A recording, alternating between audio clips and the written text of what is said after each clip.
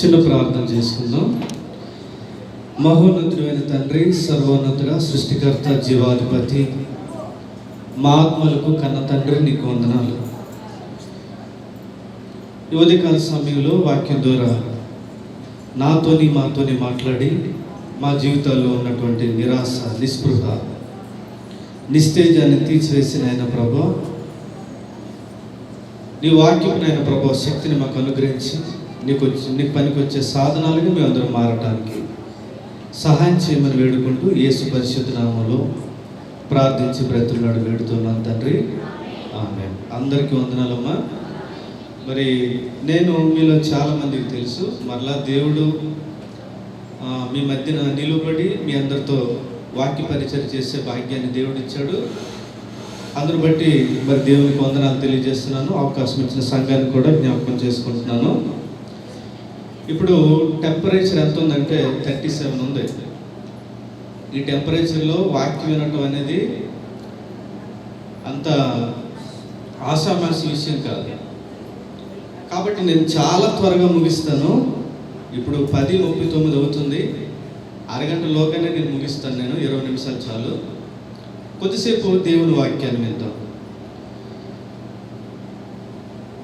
మనకి జీవితంలో కొన్ని అవసరాలు ఉంటాయి, ఏమైనా కావాలనిపిస్తూ ఉంటుంది. అప్పుడు మనం ఏం చేస్తామంటే, మనకి ఏదైతే కావాలనుకుంటున్నామో అది ఎవరి దగ్గర అయితే ఉందో, లేకపోతే ఆ మార్గం ఎవరికైతే తెలుసో వాళ్ళని ఇల్లు అడుగుతాం. ఏమండి, నేను ఇల్లు కట్టాలంటే ఏం చేయాలి అని అడుగుతాం. ఆ మేస్త్రి గారు ఒక ఎస్టిమేషన్ ఇస్తాడు, ఇంత డబ్బులు ఉండాలమ్మా అని. నీ దగ్గర లేవు, నీకు ఉద్యోగం ఏదో ఉంది, లేకపోతే ప్రాపర్టీస్ ఏవో ఉన్నాయి. అప్పుడు బ్యాంక్ మేనేజర్ దగ్గరికి వెళ్తావు, ఏమండి నేను ఇల్లు కట్టాలనుకుంటున్నానండి, నాకు ఇంత డబ్బులు అవసరం, ఏం చేయాలండి, ఏం చేస్తే నాకు ఈ డబ్బులు వస్తే మీరు చెప్పండి అని అడుగుతూ ఉంటాం కదండి. క్రైస్తవమైన మనం దేవుని దగ్గరికి వచ్చాం.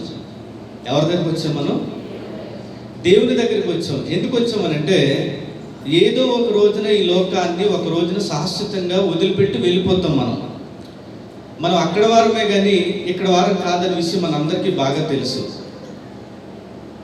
సత్యం అంటే ఏంటో తెలిసింది, దేవుడు అంటే ఏంటో మనకు అర్థమైంది, మనం ఉండవలసిన స్థానం ఏంటో మనకు అర్థమైంది, మనం కోరుకోవలసిన లోకం ఏంటో మనకు అర్థమైంది. దేవుడి దగ్గరికి వచ్చిన ఏ ఒక్కరు కూడా ఈ రోజు వరకు నాకు తెలిసి అడగలేని ప్రశ్న ఒకటి ఉంది. అదేంటంటే, ప్రభువా, నేను నిత్య జీవం పొందాలంటే, పరలోకం పొందాలంటే ఏం చేయాలని అడిగే క్రైస్తవులు ఈ భూమి మీద కనిపించడం లేదు. మన వ్యక్తిగత ప్రార్థనలోని, దైనందిన ప్రార్థనలోని, ప్రతిరోజు చేసే ప్రార్థనలోని ఏవేవో అడుగుతూ ఉంటారు. అడగండి, అది నేను తప్పని అనటం లేదు. కానీ అడగవలసింది ఏంటంటే, నేను నిత్య జీవం పొందాలంటే ఏం చేయాలి అని అడగటం లేదు. ఎందుకనంటే, క్రైస్తవులకి ఒక రకమైనటువంటి ధీమా ఉంది, ఒక రకమైనటువంటి అపోహ ఉంది. బాప్తిసం తీసుకుంటే పరలోకం వస్తుంది కదా, ఇంకా దేవుడిని అడగడం ఏంటి అని అడుగుకుంటూ ఉంటున్నారు. బాప్తిసం అనేది రక్షణకి మొదట మెట్టే కానీ ఆఖరి మెట్టు కాదనే విషయం మనందరికీ అర్థం కావాలి. మత్తయి సువార్త 19వ అధ్యాయం 16వ వచనంలోని ఒక ధనవంతుడైనటువంటి యవ్వనస్తుడు యేసుక్రీస్తు వారిని అడిగినటువంటి సూటైన ప్రశ్న బైబిల్లో ఇది ఒక్కటే ఉంది. ఈయన ఒక్కడే ఉన్నాడు, ఈయన మాత్రం అడిగాడు, ఇంకెవరు అడగలేదు. ఇలాంటి ఉన్నతమైనటువంటి ఆలోచన భూమి మీద బ్రతుకుతున్నటువంటి దేవుని పిల్లలమైన మనకు ఉండాలి. ఆ ధనవంతునికి ఏమీ లోటు లేదు. 19వ అధ్యాయం 16వ వచనం, ఇదిగో ఒకడు ఆయన యొద్దకు వచ్చి, బోధకుడా, నిత్య జీవము పొందుటకు నేను ఏ మంచి కార్యము చేయాలని ఆయనను అడిగను. ఇదే మాట మనకి మార్కు సువార్త 10వ అధ్యాయం 17వ వచనంలో కూడా ఉంటుంది. చూడండి, మార్కు సువార్త 10వ అధ్యాయం 17వ వచనం, పోవచ్చు ఉండగా ఒకడు పరిగెత్తుకుని వచ్చి ఆయన ఎదుట మోకాల్లోని, సద్బోధకుడా, నిత్య జీవానికి వారసుడు అవటానికి నేనేం చెయ్యాలని. ఏమండి, ఎంత మంచి ప్రశ్న అండి. నిత్య జీవానికి నేను వారసుని అవటానికి నేనేం చేయాలి? మన జీవితాల్లో మనం ఎప్పుడైనా అడిగామా? ప్రభువా, పరలోకం నాకు రావాలంటే ఏం చేయాలి అని అడిగామా? ఆడవాళ్ళు మోకరించారంటే వంటగది గుర్తొస్తుంది, రేషన్ గుర్తొస్తుంది, లేకపోతే అప్పులు గుర్తొస్తూ ఉంటాయి, అవసరాలు గుర్తొస్తూ ఉంటాయి. కానీ పరలోకం మనం పొందబోయేటువంటి నిత్య జీవం గురించి అసలు నా జీవితం ఎలా ఉంది, నా ఆత్మీయ జీవితం ఎలా ఉంది, క్రైస్తవుడిగా దేవుడు అనుకునే విధంగా నేను బ్రతుకుతున్నానా లేదా, నా జీవితంలో అసలు వాక్యము దేవుడు కనిపిస్తూ ఉన్నాడా లేదా, దేవుడితో అసలు ఆ సంబంధం ఎలా ఉంది అని ఆలోచన దేవుని పిల్లలకు లేక పరలోకాన్ని పూర్తిగా నిర్లక్ష్యం చేశారు. ఒకటే ధీమా, బాప్తిసం పొందాను, మందిరానికి వెళ్తూ ఉన్నాను, ప్రార్థన చేసుకుంటూ ఉన్నాను, మరి పరలోకం నాకు కాకపోతే ఇంకెవరికి వస్తుంది అనుకుంటూ ఉన్నాను. ఇలా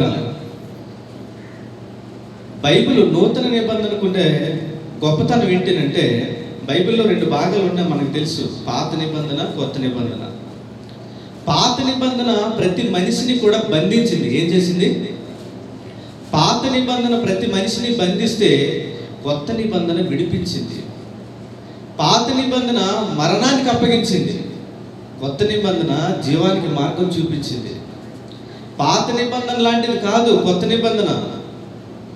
కొత్త నిబంధన అంటే మార్చుకున్న దేవుని మనసు, అది మనకు అర్థం కావాలి. ఈ కొత్త నిబంధన మనకి ఏం చెప్తూ ఉందనంటే, రక్షణ పొందిన తర్వాత దేవుని పిల్లలకి కొన్ని ప్రత్యేకమైనటువంటి విధులు దేవుడు ఏర్పాటు చేశాడు అని చెబుతున్నాడు. 1 తిమోతి పత్రిక 2వ అధ్యాయం 4వ వచనం చూడండి.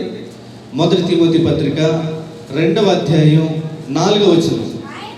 ఆయన మనుషులందరూ రక్షణ పొంది సత్యమును గూర్చిన అనుభవ జ్ఞానము గలవారై ఉండవల్లని ఇచ్చించుచున్నాడు. రక్షణ పొందితే సరిపోదమ్మా, బాప్తిసం పొందితే సరిపోదు బాబు. రక్షణ పొందిన ప్రతి ఒక్కరు కూడా, రక్షణలోకి వచ్చిన ప్రతి ఒక్కరు కూడా ఇప్పుడు వాళ్ళకి ఏం రావాలి? సత్యవాక్య విషయమై అనుభవ జ్ఞానం రావాలి అంటూ ఉన్నాడు. సత్యవాక్య విషయం అనుభవ జ్ఞానం అంటే ఏంటి? ఎందుకు రావాలంటూ ఉన్నాడు? వాక్యము అందరికీ తెలియాలి, అందరూ నేర్చుకోవాలి, ప్రతి ఒక్కరి జీవితాల్లోని వాక్యం కనిపించాలి, బ్రతుకుల్లోని వాక్యం కనిపించాలి. నోట్లోని మాటలు కాదు, క్రైస్తవుడి నోట్లోని మాటలు కాదు, నోటితో భక్తి కాదు దేవుడికి కావాల్సింది. వాక్యము ప్రతి వ్యక్తి జీవితంలోని కార్యరూపం దాల్చాలి, కనిపించాలంటూ ఉన్నాడు. సత్యవాక్య విషయమై ఆ వాక్యాన్ని నువ్వు అనుభవించిన వాడివై ఉండాలంటూ ఉన్నాడు. ఎందుకు అనుభవ జ్ఞానం అంటే ఏంటి మనం చూద్దాం. ఎందుకు అనుభవ జ్ఞానం ఉండాలి అని అంటే, ఈ భూమి మీద వాక్యపు అనుభవం కనుక నీకు లేకపోతే, అంటే వాక్య ప్రకారంగా బ్రతికిన అనుభవం లేకపోతే, పరలోకంలో ఆ వ్యక్తికి, జీవంలో ఆ వ్యక్తికి ప్రవేశం అనేది ఉండదు. దేవుడు ఈ అనుభవ జ్ఞానాన్ని ఎందుకు ముడిపెడుతున్నాడంటే, తీతుకు రాసిన పత్రిక 1వ అధ్యాయం 1వ వచనంలో చెబుతున్నాడు చూడండి. ఇక్కడ అసలు విషయం, మన టాపిక్ ప్రారంభమవుతుంది. తీతుకు రాసిన పత్రిక 1వ అధ్యాయం 1వ వచనం. దేవుడు ఏర్పరచుకుని వారి విశ్వాసము నిమిత్తమును నిత్య జీవమును గూర్చిన నిరీక్షణతో కూడిన భక్తికి ఆధారముకు సత్య విషయమైన అనుభవ జ్ఞానము నిమిత్తము దేవుడు పరిశుద్ధ వాక్యాన్ని దీవించిన కనుక ఇక్కడ 3 విషయాలు చెబుతూ ఉన్నాడు. ఒకటి ఏం చెబుతూ ఉన్నాడు? నిత్య జీవం అంటూ ఉన్నాడు, భక్తి అంటూ ఉన్నాడు, సత్యవాక్య విషయమై అనుభవ జ్ఞానం అంటూ ఉన్నాడు. ఈ వాక్యం మనకు అర్థం కావాలి. ఇక్కడ ఏం చెప్తున్నాడంటే, నిత్య జీవమును గూర్చిన నిరీక్షణతో కూడిన భక్తికి ఆధారము సత్య విషయమైన అనుభవ జ్ఞానం అంటూ ఉన్నాడు. నిత్య జీవం ఎవరికైతే కావాలి ప్రభువా నాకు పరలోకం కావాలి అంటూ ఉన్నారో, వారి జీవితాల్లో ఏం కనిపించాలి? భక్తి కనిపించాలి. ఏం కనిపించాలమ్మా? భక్తి కనిపించాలి. ఆ భక్తికి ఆధారంగా మనుషులు చెప్పేటువంటి మాటలు ఉండకూడదు, కానీ మనుషులు రూపొందించినటువంటి కార్యక్రమాలు ఉండకూడదు, కానీ ఆ భక్తికి ఆధారంగా మళ్ళా దేవుడు రాయించినటువంటి వాక్యమే దానికి ఆధారంగా ఉండాలని చెబుతూ ఉన్నాడు. ఈరోజు దేవుని భక్తి పేరట అనేకులు మోసపోతూ ఉన్నారు. దేవుని భక్తి పేరిట అనేకులు మోసపోతూ ఉన్నారు. ఒక విషయాన్ని మీకు చెప్తారు, ఎలా మోసపోతూ ఉన్నారంటే, క్రైస్తవులకి శ్రమ దినాలు ఉన్నాయి అని కొంతమంది లెంట్ డేస్ పాటిస్తూ ఉంటారు. ఇది ఎలాగైపోయిందంటే, ఇది ఒక అన్ని ఆచారంగా తయారైపోయింది. ఈ లెంట్ డేస్లోని శ్రమ దినాలు ఎన్ని రోజులట? మళ్ళా 40 రోజులే. ఎవరు చెప్పారు? దేవుడు చెప్పాడా? 40 రోజులే కదా ప్రభువా శ్రమ దినాలు అని నువ్వు అన్నావనంటే దేవుడు పళ్ళు రాలగొట్టేస్తాడు. నేనెప్పుడో చెప్పాను అంటాడు. క్రైస్తవులు సద్భక్తితో బ్రతుకును ఉద్దేశించిన వారు హింసలు పాలవుతారు. ఎంతకాలం భక్తి చేస్తే అంతకాలం ఆ హింస, ఆ బాధ అనుభవించవలసిందే. క్రైస్తవుడు సద్భక్తితో బ్రతికే రోజులన్నీ వాడికి శ్రమ దినాలే. కానీ వీళ్ళు ఏం చేశారంటే, శ్రమ దినాలు 40 రోజులు. ఈ 40 రోజులు ఏం చేయాలి? మనం శుభకార్యాలు చేయకూడదు, ఇల్లులు కట్టకూడదు, పెళ్ళిళ్ళు చేసుకోకూడదు, చికెన్ తినకూడదు, అన్వి తినకూడదు, శుభకార్యాలు చేయకూడదు. ఇలాంటివన్నీ భయంకరంగా నేర్పించారు. అసలు బైబిల్ చెబుతుందండి, ప్రతిదినము కూడా దేవుడు ఇది పరిశుద్ధమైనది, ఇది మంచిది అని అంటూ ఉంటే 40 దినాలు శ్రమ దినాలు అని ఎవరు చెప్పారు? ఈ శ్రమ దినాల్లో నువ్వు దారిన వెళ్ళిపోతూ ఉంటే, ఒక డబ్బు మూట దొరికింది అనుకోండి, 1 కోటి రూపాయలతో బ్యాగ్ దొరికింది అనుకోండి, ఏం చేస్తావు? దొరకేది శ్రమ దినాల్లోనే కనిపించాలా అనేసి ఆ బ్యాగ్ అక్కడ వదిలేసి వెళ్ళిపోతావా? ఆ శ్రమ దినాలు ప్రారంభమైన మొదటి రోజే నీకు అపాయింట్మెంట్ లెటర్ వచ్చింది అనుకోండి, సెంట్రల్ గవర్నమెంట్ జాబ్ ఏదైనా, ఏం చేస్తావు? శ్రమ దినాల్లో వచ్చింది, ఇది మంచిది కాదని పరాపరా చెప్పేసి పారేస్తావా? అప్పుడు చెయ్యి కదా. ఎందుకు చెబుతున్నానంటే ఈ మాట, ఇలాంటివి క్రైస్తవ్యంలోని అనేకమైనటువంటి ఉన్నాయి. భక్తికి ఆధారంగా వాక్యం ఉండాలి అని చెబుతున్నాడు. వాక్యానుసారమైన భక్తి చేయమని చెబుతున్నాడు. నీకు జీవంలోని ప్రవేశం కావాలా, పరలోకం కావాలా? అయితే నువ్వు భక్తి చెయ్యి, నీ జీవితంలో భక్తి కలిగి ఉండాలి. ఆ భక్తి వాక్యానుసారమైనదే ఉండాలని దేవుడు చెబుతున్నాడు. మీలో ఎంతమంది నేను వాక్యానుసారమైనటువంటి భక్తి చేస్తూ ఉన్నానని గుండెల మీద చేసుకొని నిశ్చింత, ఇదిగో ఈ రాత్రి నేను చనిపోతే పరలోకం వెళ్ళిపోతాను, ఏ డౌట్ లేదు, పర్వాలేదు, ఏ భయం లేదు, ఏ ఆందోళన అక్కర్లేదు, నేను నిశ్చింతగా చనిపోతూ కన్ను మూస్తాను, పరలోకంలో కన్ను తెరుస్తానని అంత నిశ్చింతత మీలో ఎంతమంది కొంత చెప్తారు? బ్రతుకు కాలం అంతా క్రైస్తవులకి మరణ భయమేనండి. ఏ ఇద్దరిని అడిగినా, ఏమండి పరలోకం వెళ్తామండి, పరలోకం చేరుకుంటాం అంటావా, పరలోకం దేవుడు ఇస్తాడా? అంత డౌట్గా ఎందుకు బతుకుతున్నావు? ఆ మరణ భయం నుంచి విడిపించేదే కదా నూతన నిబంధన అంటే. ఒక మాట గుర్తుపెట్టుకోండి, నీకు జీవంలోని నువ్వు ప్రవేశించాలి, పరలోకంలో నువ్వు ఉండాలి అంటే యేసుక్రీస్తు వారు చెబుతున్నారు, ప్రభువా ప్రభువా అని పిలిచే ప్రతి ఒక్కడు దేవుని రాజ్యంలో ప్రవేశించడు. మీ భక్తి నోటికి మాత్రమే పరిమితమైతే, నోటికి మాత్రమే పరిమితమై భక్తి ఎలా ఉంటుంది? ప్రభువా నీకు వేవేల స్తోత్రాలు, స్తుతులు, కోటాను కోట్ల స్తుతులు తండ్రి, స్తోత్రాలు తండ్రి అంటూ ఉంటారు. దేవుడు వెంటనే ప్రత్యక్షమయ్యి, ఒరే నాకు కోటాను కోట్లు ఏం అవసరం లేదు, కానీ ఒక 10 లక్షల స్తుతులు చెల్లించి నేను వెళ్ళిపోతాను అన్నాడు అనుకో. అప్పుడు 10 లక్షల స్తుతులు చెల్లించగలవా అంటే, రామకోట రాసినట్టుగా అప్పుడు ఏం చేయాలి నువ్వు? కౌంట్ చేసుకొని 10 లక్షలు ఆ చెల్లించేసరికి 3 వారాలు 4 వారాలు అయిపోతాయి. ప్రభువా ప్రభు అని పిలిచేవాడు పరలోకం వెళ్ళడు. దేవుని కోసం ఒళ్ళొంచి కష్టపడి పని చేయాలి. అదే భక్తి అని దేవుడు చెబుతూ ఉన్నాడు. భక్తి చేయాలంటున్నాడు. భక్తి ఎవరి జీవితంలో తెలియదో వాళ్ళు జీవంలో వాళ్ళకి ప్రవేశం ఉండదని చెబుతున్నాడు. ఎందుకు భక్తి అంటే ఏంటో చూద్దాం. యాకోబు రాసిన పత్రిక 1వ అధ్యాయం 27వ వచనం. నేను త్వరగా ముగిస్తాను, చాలా విషయాలు చెప్పాలనుకున్నాను కానీ వాతావరణం బాగలేదు కాబట్టి దీనికి ఇంకొక 7 నిమిషాల్లో ముగిస్తాను. నేను 1వ అధ్యాయం 27వ వచనం చదవండి. తండ్రి అయిన దేవుని ఎదుట పవిత్రమును నిష్కలంకమునైన భక్తి ఏది అంటే, విధవరాట్లను వారి ఇబ్బందిలో పరామర్శించుట, ఇహలోక మాలిన్యం తనకు అంటకుండా తనను తాము కాపాడుకున్నట్టే. భక్తి అంటే ఏంటి? భక్తి అంటే ఏం చెబుతున్నాడంటే దేవుడు లోకంతోని, ఇంటి పరిస్థితుల్లోని, లోకాశలతోని, లోకపు ఆలోచనలతోని నువ్వెప్పుడు కలిసిపోకుండా, ఒకటి లోకానికి వేరే బ్రతకడం, రెండోది ఇక్కడ ఏం చెబుతున్నాడు, తండ్రి అయిన దేవుని ఎదుట పవిత్రమును నిష్కలంకమైన భక్తి ఏదనగా దిక్కులేని పిల్లలను, విధవరాండ్లను, వారి ఇబ్బందులను పరామర్శించాలి. ఎంతమంది చేస్తారు చెప్పండి? మీ పిల్లలు పుట్టినరోజులు గ్రాండ్గా చేస్తూ ఉంటారు, అక్కడ చాలా వేస్ట్ అయిపోతుంటాయి, ఫుడ్ కానీ లేకపోతే ఇంకేదైనా. మీరు ఎప్పుడైనా నా పిల్లలు పుట్టినరోజు కార్యక్రమాన్ని అనాథ పిల్లల మధ్య నేను చేసుకుంటాను అని నీ పిల్లలు ఎప్పుడైనా చేసావు? అక్కడ కొన్ని గవర్నమెంట్ హాస్పిటల్స్లో నీ పిల్లల వార్డులు ఉంటాయి.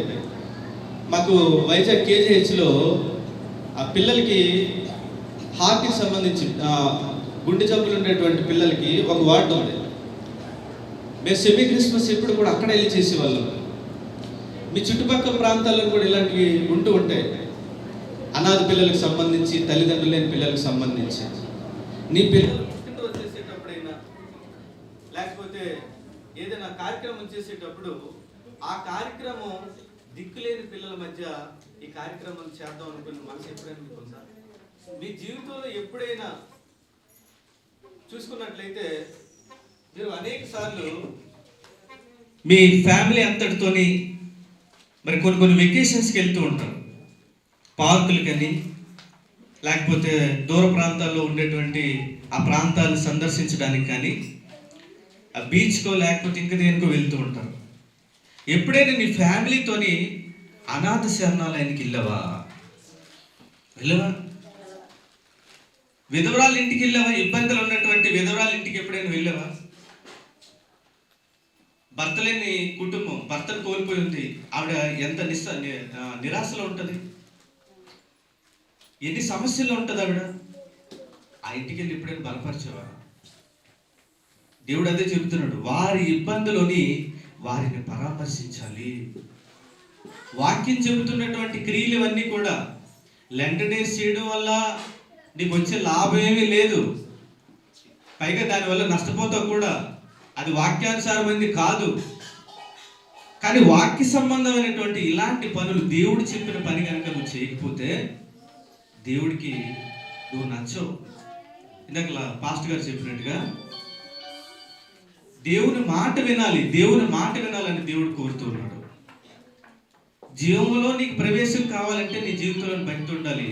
ఆ భక్తి ఏంటంటే ఇక్కడ దేవుడు చెబుతున్నాడు, ఇదిగో నువ్వు కలిగి ఉన్న దాన్ని లేని వారితో పంచుకో. క్రైస్తవం ఏంటి, నూతన నిబంధన ఎంత గొప్పదేనంటే ఈ నూతన నిబంధన సరిగ్గా అర్థం చేసుకున్నటువంటి మిషనరీస్ ఈ నూతన నిబంధనతోనే లోకం యొక్క తలరాతను మార్చి పాడేశారు వీళ్ళంతా కూడా. ఈరోజు మన భారతదేశానికి ఇంత విస్తారమైనటువంటి సువార్త రావడానికి కారణం ఏంటంటే మిషనరీస్ అర్థం చేసుకున్నటువంటి ఇలాంటి లోతైన విషయాలే. క్రైస్తవం ఏమి నేర్పిస్తూ ఉందనంటే 10 మంది కోసం బ్రతకమని చెబుతూ ఉంటుంది తప్ప 10 మంది మీద బ్రతకమని ఎప్పుడు చెప్పదు. నీకు కలిగి ఉన్నది ఏదైనా సరే, అది చారన్నం కావచ్చు, లేకపోతే గంజాన్నం కావచ్చు, ఏదైనా సరే దానిని కూడా ఇతరులతో పంచుకోమని చెబుతూ ఉంది. లేనివారు ఎవరో గుర్తించు, ఎవరికి అవసరమో గుర్తించు, వారికి వెళ్ళి సహాయం చేయమని చెబుతాడు. ఇదే యాకోబు పత్రికలోని మనకి 2వ అధ్యాయంలో 15వ వచనం చూడండి, 16వ వచనం, 15-16 చదువుతున్న చూడండి. సహోదరుడైనను సహోదరి అయినను దిగంబరులై ఆ నాటికి భోజనం లేక ఉన్నప్పుడు మీలో ఎవడైనా శరీరం నాకు కావలసిన వాటిని ఇయ్యక సమాధానంగా వెళ్ళండి, చలి కాల్చుకోండి, తృప్తి పొందండి అని చెప్పిన ఎడల ఏం ప్రయోజనం అంటూ ఉన్నాడు. ఎవడి క్రైస్తవ్యం ఆత్మకు కావలసిన దాన్ని ఇవ్వాలి, అలాగే శరీరానికి కావలసిన దానిని కూడా ఎవరికి అవసరమైందో అది కూడా మనం ఇవ్వటానికి ఆసక్తి కలిగి ఉండాలి. దీనినే ఈ వాక్య సంబంధమైనటువంటి క్రియల్ని దేవుడు ఏమన్నాడంటే సత్క్రియలు అన్నాడు. ఈ సత్క్రియలు చేయటానికే దేవుడు మనల్ని కోరుకున్నాడు, ఎంచుకున్నాడు, ఏర్పాటు చేసుకున్నాడు. ఈ సత్క్రియలు అనేవి క్రైస్తవ జీవితంలో లేకపోవడాన్ని బట్టి ఏమవుతారంటే ప్రతి ఒక్కరు కూడా పాపంలో పడిపోతూ ఉంటారు. అసలు జీవంలోనికి ప్రవేశించడానికి భక్తి ఎందుకు చేయమన్నాడంటే, ఈ భక్తి అంటే ఏంటంటే దేవునికి నచ్చినటువంటి వాక్య సంబంధమైనటువంటి క్రియలు చేయటమే. దేవుని పని మనం ఎప్పుడైతే చేయమో పాపంలో పడిపోతూ ఉంటాం. కయీను అలాగే పడిపోయాడు. అందుకే కయీనుతో ఏం చెబుతున్నాడంటే ఆదికాండం 4వ అధ్యాయం 6-7 వచనాలు చూసి మనం ముగించుకుందాం. ఆదికాండం 4వ అధ్యాయం 6-7 వచనాలు చూసి ముగించుకుందాం. యెహోవా కయీనుతో, నీకు కోపం ఎందుకు? ముఖం చిన్నపుచ్చుకున్నావేంటి? నీవు సత్క్రియ చేసిన ఎడల తల ఎత్తుకొనవా? సత్క్రియ చేయని ఎడల నీ వాకిట పాపము పొంచి ఉండును, నీ ఎడల దానికి వాంఛ కలుగుతుంది, నీవు పాపాన్ని ఏలుతావు, పాపంతో కాపురం చేస్తావు, పాపాన్ని కంటావు అని చెబుతున్నాడు. సత్క్రియలు క్రైస్తవ జీవితంలో లేకపోవడం అనేది ఎంత ప్రమాదం అంటే, ఎంత ప్రమాదం అంటే, కయీను పాపంలో పడిపోయినప్పుడు చెబుతూ ఉన్నాడు, ఇదిగో సత్క్రియలు కనుక దేవునికి ఇష్టమైన పనులు నువ్వు చేయకపోతే, దేవునికి ఇష్టమైన నువ్వు ఇచ్చే మనసు నీకు లేకపోతే, సాతాను పాపం నిన్ను పట్టుకుంటుంది, అది నిన్ను ఏలుతుంది, దాంతో నువ్వు కాపురం చేయవలసిన పరిస్థితి వస్తుంది, చివరకు నువ్వు ఎక్కడికి వెళ్ళిపోతావు అంటే దానితో పాటే పాతాళానికి వెళ్ళిపోతావు అని చెప్పాడు. తీతుకు రాసిన పత్రిక అందుకే చెప్పాడనండి, జీవంలో నీకు ప్రవేశం కావాలా అయితే నువ్వు భక్తి చేయి. భక్తి అంటే మళ్ళీ ఏంటంటే వాక్యం చెప్పేది చేయగాని నీ సొంత పెత్తనాలు చేయొద్దని చెబుతుంది. ఈ మాటలన్నీ ఎందుకు చెబుతున్నానంటే, మీ సంఘాన్ని చూస్తే ఒక విధంగా మరి సంతోషం కలుగుతూ ఉంటుంది. ఈ రోజున అనేక సంఘాలు ఉన్నాయి, ఈ సంఘాలకి ఆత్మల భారం లేదు. నశించిపోతున్న ఆత్మలు రక్షించాలి, వాళ్ళకి సువార్త అందించాలి, వాళ్ళకి దేవుని గురించినటువంటి సత్యం తెలియాలి, దానికోసం కొన్ని కార్యక్రమాలు దేవుడి కోసం చేయాలని పెద్ద పెద్ద సంఘాలన్నీ తలుపులు మూసుకొని ఉంటే, ఈ సంఘం సువార్త కోసం తలుపులు తెరిచింది. ఇలాంటి సేవకుడు దొరకడం నిజంగా మీ అదృష్టం. బైబిల్ చాలా క్లియర్గా చెబుతుంది, వార్నింగ్ ఇస్తూ ఉంది. నిష్ఫలంగా నువ్వు మారిపోతే పరలోకం రావు. నువ్వు చాలా క్లియర్గా చెబుతూ హెచ్చరిస్తున్న మాట ఏంటో తెలుసా? రోమపత్రికలోని దేవుని వాక్యాన్ని, సత్యాన్ని, సువార్తను నువ్వు ప్రకటిస్తావా, ప్రకటించే వారిని పంపిస్తావు, వారికి సహకారంగా ఉంటావు, తేల్చుకొని చెబుతున్నాడు. ఎవరి ఒకటి మాత్రం సత్యమనండి, నీ జీవితంలోని వాక్య సంబంధమైనటువంటి క్రియలు లేకుండా పరలోకానికి నువ్వు కానీ నేను కానీ వెళ్ళము. గుర్తుపెట్టుకో.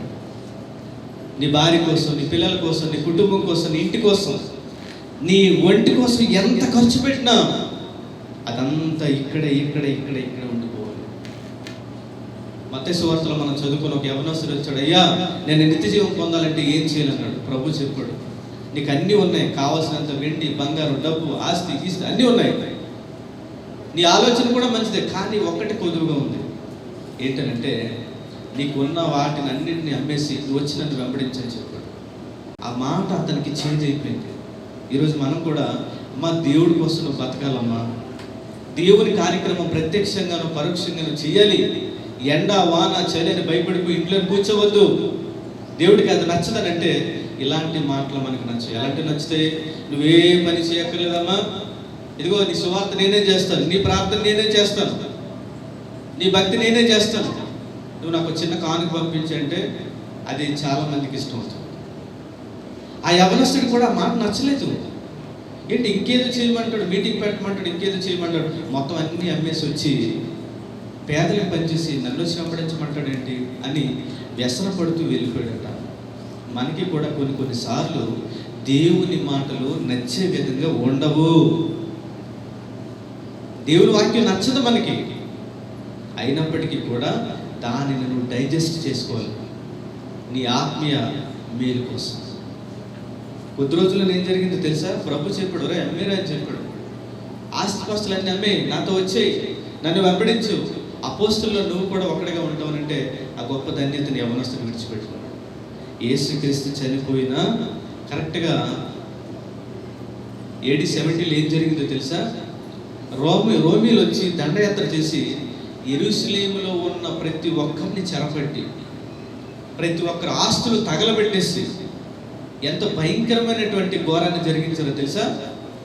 గర్భిణీ స్త్రీలు గర్భాలు చీల్చేసి కడుపులోని బిడ్డలు బయటికి లాగి వాళ్ళు బండ పొడి చంపేశారు. దాంట్లో నష్టపోయినాడు ఈ యవనస్తుడు కూడా. అప్పుడు ప్రభు మాట గుర్తొచ్చాడు, అయ్యో నాకు ప్రభు మంచి అవకాశం ఇచ్చాడు, ఇది జరుగుతుందనేమో అన్నీ అమ్మేసి పేదలకు పంచేయమన్నాడు. నా ఆస్తి నా కళ్ళ ముందే తగలబడిపోయింది, నా కుటుంబం, ఇదిగో నేను కొత్తగా పెళ్లి చేసుకున్న భార్య, నా పిల్లలు, అంత అయిపోయింది, పని అంతా అయిపోయింది. ఇదేదో దేవుడికి నేను ముందు ఇచ్చుంటే, ప్రభు చెప్పినట్టుగా నేను చేసి ఉంటే, ఆయన శిష్యుల్లో నేను కూడా ఈరోజు ఒక్కడిగా ఉండి ఉండేవాడిని, ఎంతో బాధపడి ఉండేవాడు. ఒక మాట చెప్తాను, నీ జీవితంలో ఈ లోకాన్ని వదిలిపెట్టిన రోజున ఒంటరిగా నేను ఈ లోకం నుంచి వెళ్తానని మాత్రం ఎప్పుడు అనుకోవద్దు. దేవుడితో ఒక మంచి తీర్మానం, ఇదిగో ఏ రోజు నేను ఈ లోకాన్ని వదిలిపెట్టి వెళ్ళినా నా వెంట 10 ఆత్మలు ప్రభువా నీ సన్నిధికి తీసుకొస్తానని ఆ మనసు ఆలోచన నీకు రానే. అలాగా ఆత్మల రక్షణ కోసం, నూతన ఆత్మల కోసం ఎవరైతే పని చేస్తున్నారో వారితో నీ సహకరించు. దేవుని కోసం ఇవ్వటం నేర్చుకో, దేవుని కోసం దాచిపెట్టడం, కూడబెట్టడం నేర్చుకోవాలి. మనం నీ జీవితంలో సంవత్సరం అంతా చూసేవాలంటే నువ్వు వేస్ట్ అయిపోయే ఆ ఫుడ్ గురించి ఆ పేపర్ మీద రాసుకో. ఆ పిల్లలు వదిలేసిన అన్నం, నీ భర్తకి ఇష్టం లేకుండా ఆ చేయి అడిగేసిన అన్నం, ఇదంతా చూస్తే నెలలోని ఖచ్చితంగా నీ కుటుంబం అంతా 2-3 కేజీలు రైస్ వేస్ట్ చేస్తారు. కూరగాయలు, పప్పు, చారు ఎన్ని వేస్ట్ అయిపోతే తెలియదు. సంవత్సరం లెక్క చూస్తే తక్కువలో తక్కువ ఒక 5-10 వేల రూపాయలు నువ్వు వేస్ట్గా ఖర్చు చేస్తూ ఉంటావు. టీల కోసం, టిఫిన్ల కోసం, కాఫీల కోసం ఎంత వేస్ట్ చేస్తూ ఉంటావు. ఉపవాసం ఉంటావు కదా, శుక్రవారం వెళ్ళడం, కనీసం ఆ డబ్బులు అయినా సరే దేవునికి పక్కన పెట్టి అది దేవుని పని కోసం, సువార్త కోసం, వాక్య ప్రకటన కోసం వాడటానికైనా సరే ఆ పని నువ్వు చేయు. నువ్వు చేస్తున్న పని నీ పిల్లలకి చూపించు, వారు కూడా నువ్వు లేని రోజున అదే పని నీ భూమి మీద కొనసాగిస్తారు. కాబట్టి అలాంటి ఆత్మల భారంతో ఎవరైతే ఉంటారో వారు మాత్రమే తమ ఆత్మను రక్షించుకోగలుగుతారు, జీవనం ప్రవేశిస్తారు. మరి నీకు జీవంలోని ప్రవేశం కావాలనంటే ఈ రోజు నుంచి ప్రార్థన మాత్రమే కాదు కానీ పని కూడా చేయాలని మీకు తెలియజేస్తూ ఈ నా మాటలు ఎంతటితో ముగిస్తూ ఉన్నాను.